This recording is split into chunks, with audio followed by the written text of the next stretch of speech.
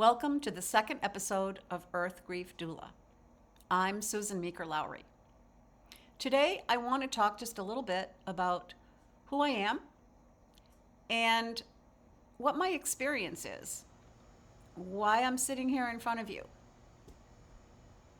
I do want to say right off the bat that even though I'm talking about grief, which is an emotional, almost a therapeutic thing, I'm not a therapist.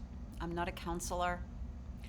I am a writer, an activist, a mother, a grandmother, an earth lover, a gardener, an herbalist, and I make natural perfumes. I grew up in the White Mountains of New Hampshire, and from the time I was 3 years old, which is when my family moved there from Norwalk, Connecticut, we owned a ski lodge. And I grew up on skis. I loved the speed of skiing. I loved making first tracks down the mountain, meeting my friends there. I loved cross-country skiing to the mountain when I got old enough through the woods down back. I'd put my cross-country skis in my locker, grab my downhill skis, jump on the lift, and there I was. And I loved it. My father moved us there because that's where he felt most at home. And he was mostly known for spending time in the woods. He would be in the woods. He hunted, so obviously he was in the woods during hunting season, but he also spent time in the woods when he was just wanting to get out. We used to joke that he had a mistress in the woods somewhere because he spent so much time there. I was raised a Catholic, and my mother made sure my sister and I went to Mass every Sunday, and she'd go with us and all. And Daddy, his church was the woods, and we knew that. And so that was how I grew up. When I was writing my first book, Economics as If the Earth Really Mattered, I'll never forget a phone call I got one evening, and it was my father. And he was in tears. And he was in tears because the place that he loved the most, what he considered his territory, the place in the woods that I spent so much of my childhood, right up to the National Forest, was being cleared for a large hotel. And he was devastated. He was hoping that the town wouldn't approve it, but of course they did, and they're still approving things like this, and this was like a long time ago, and the place is hardly recognizable now, but that's another story. But anyway, he was on the phone and he says to me, "Susan, it hurts so much." And I felt him. I felt his heartbreak. I felt his pain. And I felt it too because I knew what he was talking about.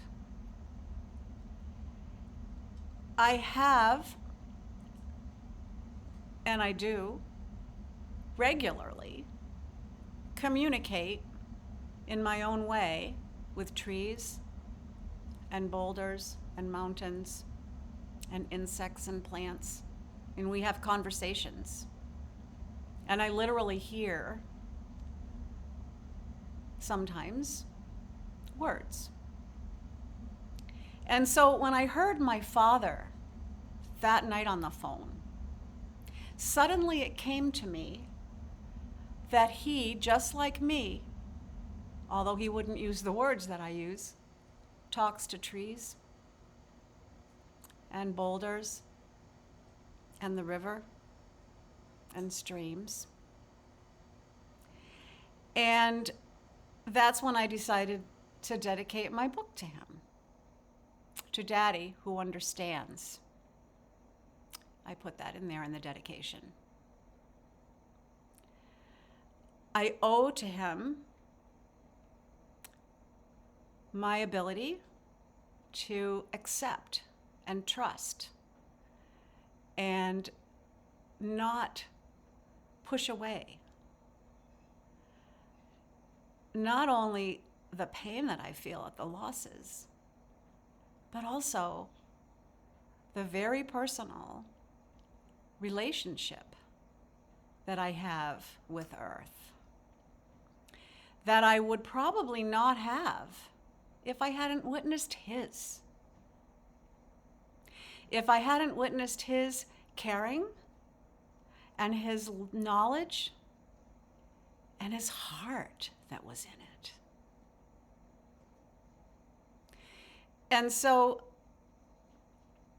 I kind of was predisposed to being who I am. I don't have, I come by it naturally, and I'm really grateful for it. And this new incarnation of my work, talking about grief and pain and loving Earth and participating with Earth,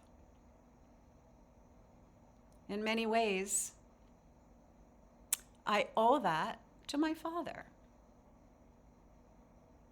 And I continue to dedicate a lot of my work, in my heart anyway, to Daddy, who understands.